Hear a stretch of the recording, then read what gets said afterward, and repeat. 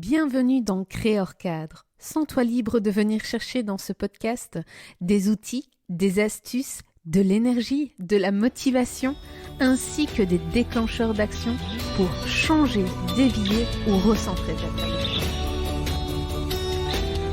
Bonjour Thibaut, je suis super contente de t'accueillir sur le podcast Créer hors cadre pour le changement d'environnement radical. Bonjour, merci à toi pour l'invitation. C'est avec plaisir que je suis là pour répondre à tes questions et possiblement aider d'autres personnes.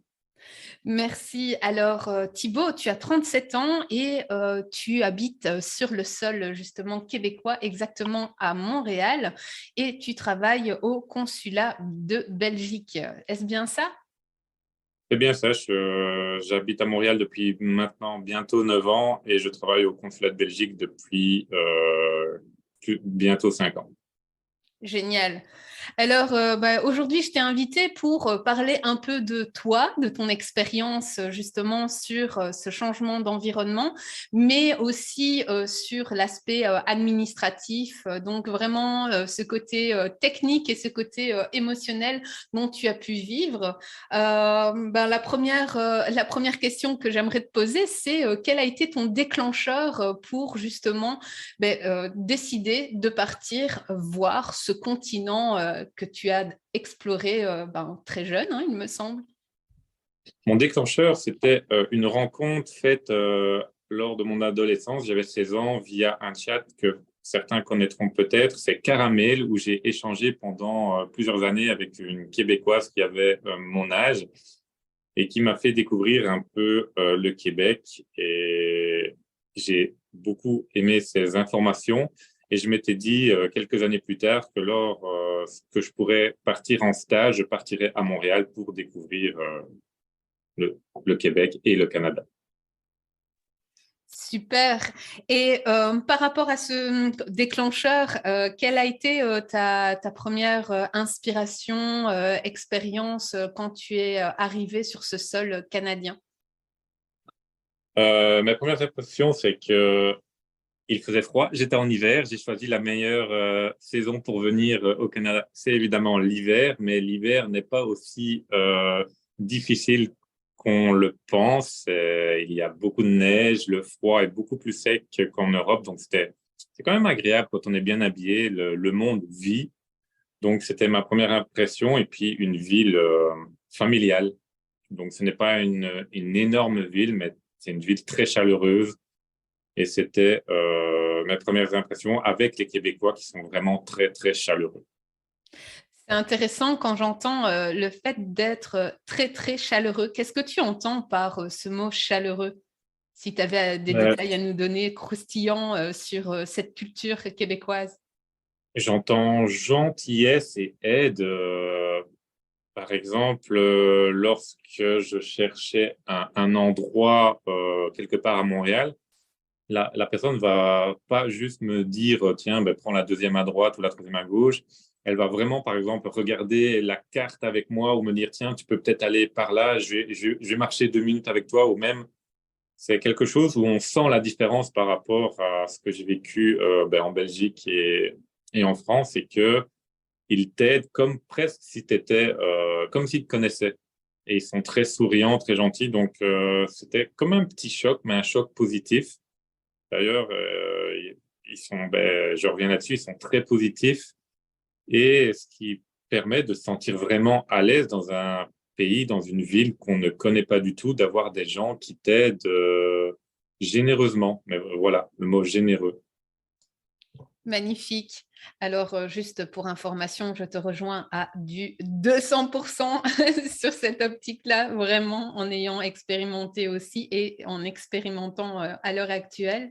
Alors, Thibaut, tu es arrivé sur le sol canadien pour la première fois en 2011 en faisant un stage donc, de 3 mois pour tes études et ensuite, tu as enclenché d'autres opportunités pour pouvoir rester justement sur ce sol canadien qui, au final, ton déclencheur était passé un échange avec une Canadienne, mais au final, ici, ton étincelle était beaucoup plus importante vu tout ce parcours que tu as fait.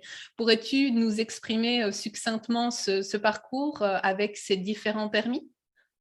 D'accord. Donc, je suis arrivé en 2014, en juin 2014, avec un permis vacances travail d'1 an, parce que pour les Belges, c'est 1 an. J'ai pu, après cette année, faire 3 mois, comme je t'ai expliqué, de prolongation de PVT. C'est une astuce. C'est toujours refusé, mais ça permet de rester un peu plus longtemps sur le territoire, le temps que l'immigration refuse cette demande. Donc, on peut toujours travailler, rester sur les territoires, mais dès que l'immigration dit non, ça a été refusé, il faut partir. Pendant que j'étais en PVT, j'ai aussi lancé ma résidence permanente dès que c'était possible, sans savoir encore à 100% où j'allais rester, mais je me dis, je gagne du temps en le faisant déjà sur le territoire. Et je me dis, au pire, je perds un peu d'argent et du temps si je ne reste pas, mais au mieux, je gagne quelques années et pour pouvoir rester. Ensuite, après ma prolongation de PVT qui a été refusée, je n'ai pas pu enclencher de permis de travail malheureusement à ce moment-là, donc j'ai décidé de rester en visa touriste parce que j'avais rencontré une Française ici et on s'était mis d'accord que qu'on allait vivre ensemble pour que je puisse moi rester ici. Et après 1 an de vie commune, on a pu enclencher un permis de travail conjoint de fait, donc je me suis rattaché à elle. Donc j'ai eu un permis ouvert de 2 ans. Et pendant ces 2 ans, j'ai reçu ma résidence permanente en 2017. Et 1 mois après ma résidence permanente, j'ai lancé les démarches pour la citoyenneté canadienne. J'ai vraiment pas tardé, j'ai fait les choses vraiment très, très vite. Et je suis devenu canadien en septembre 2020. Et c'est ça, c'est vraiment le conseil que je donne à tout le monde au niveau de l'immigration, c'est de faire les choses au plus vite parce que les règles d'immigration peuvent vraiment changer aussi très rapidement et cela permet de ne pas avoir de mauvaises surprises et de ne pas pouvoir demander un permis de travail ou trop tard ou de devoir rentrer chez soi alors qu'on n'en a vraiment pas envie. Exactement. Et par rapport à ça, justement, ben voilà cet aspect administratif, donc qui a été aussi un petit parcours hein, du combattant quand même, parce que tu n'es pas passé avec cette ligne droite, mais dont tu as mené ton bout de chemin. Quels ont été justement ces points off et ces points on au niveau émotionnel en étant sur le territoire canadien, en ne sachant pas spécialement si tu allais continuer, qu'on allait t'accepter, etc. Si tu pouvais nous en dire un peu plus sur cet état. Je vais commencer peut-être par les points off et puis on finira par le positif. Point off, c'était lorsque je suis arrivé, j'ai eu pendant plusieurs jours un coup de blues parce que je me suis dit, OK, même si j'étais déjà venu 3 mois, je savais qu'il y avait un début et une fin. Là, je suis arrivé, je me dis, OK, je connais personne, je n'ai pas de travail, je n'ai plus mes repères. Je dis, qu'est-ce que je fais? Donc, pendant quelques jours, ça a été difficile, mais je me suis dit, OK, Thibaut sort, va rencontrer du monde et puis ça ira sûrement mieux. Et ça a été réellement le cas. Donc, j'ai commencé à rencontrer beaucoup de personnes. Je suis sorti dans des soirées PVT. C'était l'été, je sortais dans les parcs, je rencontrais du monde et puis on restait ensemble. Je rencontrais des personnes qui étaient dans la même situation que moi, qui venaient d'arriver ou qui étaient là peut-être depuis 6 mois, 1 an. Et après ça, c'était devenu complètement du bonheur. Donc, ce coup de blues est parti et je ne suis pas le seul à avoir vécu ça. Donc, c'est quelque chose qui est normal et qui peut être assez perturbant, mais qui part avec le temps quand on essaye d'aller plus loin. J'ai eu aussi des difficultés avec certains douaniers. Par exemple, quand on doit changer de permis de travail, etc., parfois on doit rencontrer un douanier ou faire un tour du poteau. Moi, j'ai eu un douanier qui m'a dit, écoutez, vous êtes le Belge le plus préparé de l'histoire, qu'est-ce que vous voulez comme papier? Donc ça, c'était génial. Par contre, j'ai eu un autre douanier un jour qui presque voulait me donner 2 semaines au lieu de 6 mois pour me faire repartir en Belgique. Et si ça avait été le cas, j'aurais été interdit de territoire, mon dossier était refusé et mon projet de vie au Canada était terminé. parce qu'il pensait que je venais travailler pendant mes 6 mois de touriste, alors que c'est pas du tout le cas. D'ailleurs, il a trouvé aucune preuve. Mais ça, c'est très stressant quand quelqu'un vous dit que vous êtes à l'aéroport. Ben non, on reprend un avion pour retourner chez toi. Ça peut être très stressant et déstabilisant. Ça, c'était le côté un peu off de l'immigration. Aussi, le temps d'attente. Parfois, c'est 1 an, 2 ans, 3 ans pour une résidence permanente. On n'a pas beaucoup de nouvelles. Et c'est très stressant. C'est un peu anxiogène également. Mais mis à part ça, moi, je suis toujours en lune de miel avec Montréal. J'adore cette ville. Elle m'a permis de m'épanouir, même professionnellement, même au niveau du sport, des relations sociales. Montréal est une ville qui me convient vraiment très bien. Mais après, chacun est différent, mais toutes les personnes que je rencontre ici, Montréal donne une expérience d'ouverture d'esprit, aussi de tiens, je peux vivre ailleurs et même bien vivre ailleurs et aussi m'intégrer dans une société que je ne connais pas. Le français aide aussi. Donc, c'est un peu ça. Je ne sais pas si tu as besoin de précision sur certains domaines, ce sera avec plaisir, parce que là, j'ai l'impression d'être un peu global, mais Et ce qui est intéressant, c'est que ben voilà, j'entends ce côté des états émotionnels off et on. Et j'aimerais te poser la question justement par rapport au fait que tu as quitté le territoire belge pour quand même aller à 8 heures, 7 à 8 heures d'avion pour atterrir justement sur le sol québécois. Quels ont été tes points off et tes points on aussi du côté d'avoir quitté ce territoire belge? le point off, c'est les amis et la famille. Parce que là, on doit leur dire, entre guillemets, à la prochaine, sans savoir c'est quand.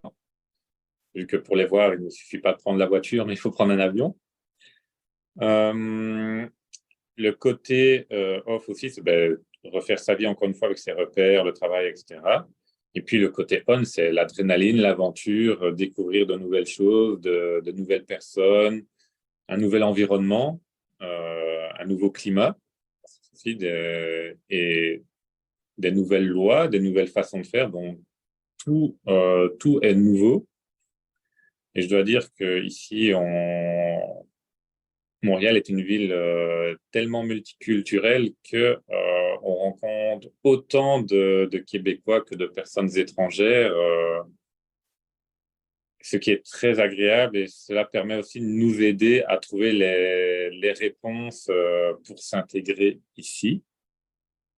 Donc, moi, c'était un peu mon point on, découvrir une nouvelle culture et une ville où j'avais déjà vécu 3 mois, où je sais que je m'y sens bien.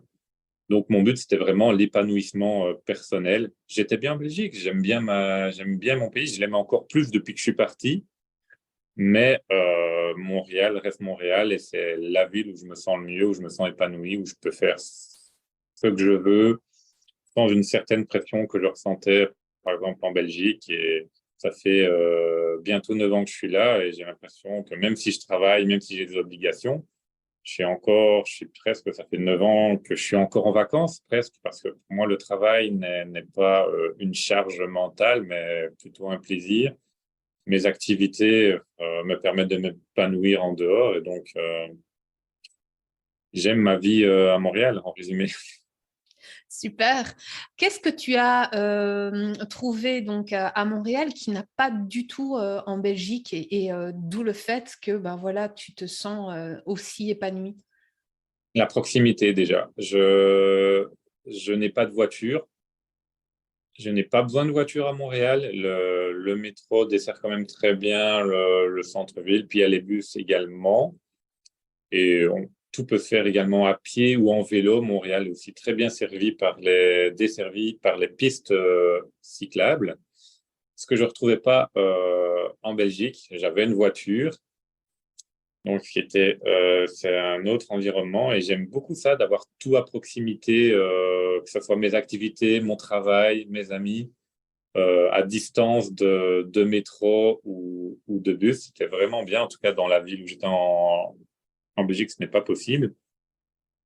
Ce que je ne retrouve pas non plus, cette pression que je ressentais dans les différents travaux que j'ai effectués en Belgique, que je ne retrouve pas ici. Ici, les gens sont beaucoup plus flexibles, même au niveau de l'horaire et même au niveau du travail. Je sens comme une certaine aisance ici au travail que je ne ressentais pas en Belgique.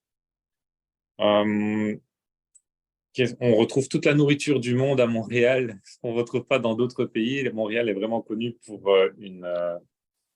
tu peux trouver quasiment toutes les nourritures du monde à Montréal. C'est incroyable.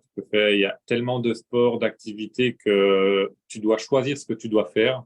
En Belgique, j'avais l'impression que, OK, la semaine prochaine, je dois faire ça. Chouette, je suis content. Ici, j'ai tous les jours quelque chose.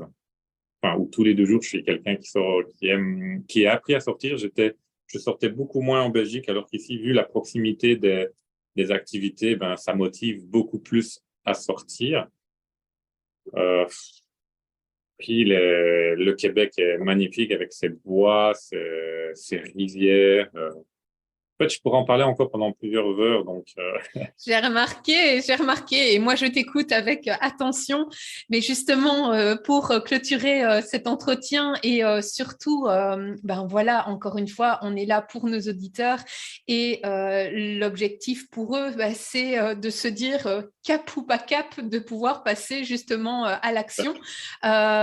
Pour clôturer, qu'est-ce que tu leur dirais, qu'est-ce que tu leur conseillerais, mais tout en parlant vraiment de voilà, l'énergie que tu peux impulser ainsi que l'action au niveau administratif.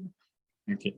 Moi, quand j'étais en Belgique, j'ai pas beaucoup voyagé. Donc, Montréal, c'était vraiment une grosse expérience. Ça m'a ouvert l'esprit même sur le voyage. Entre cap et pas cap, moi, je dirais à 100% cap.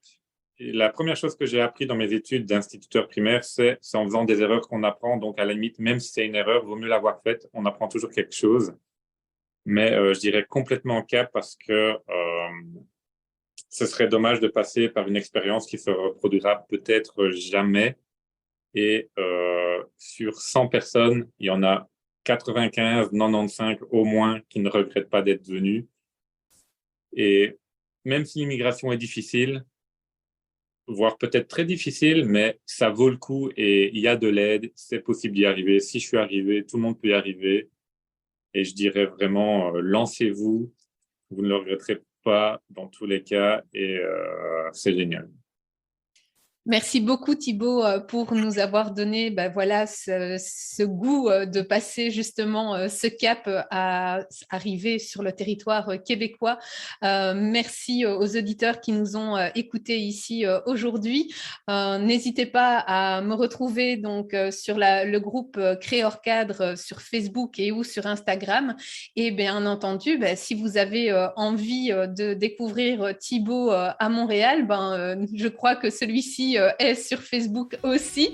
Donc, au plaisir de pouvoir échanger avec vous et de vous donner des informations supplémentaires sur l'accompagnement au changement radical qui ici est de la Belgique vers le Québec. Passez une excellente journée ou soirée là où vous êtes. Ciao, ciao!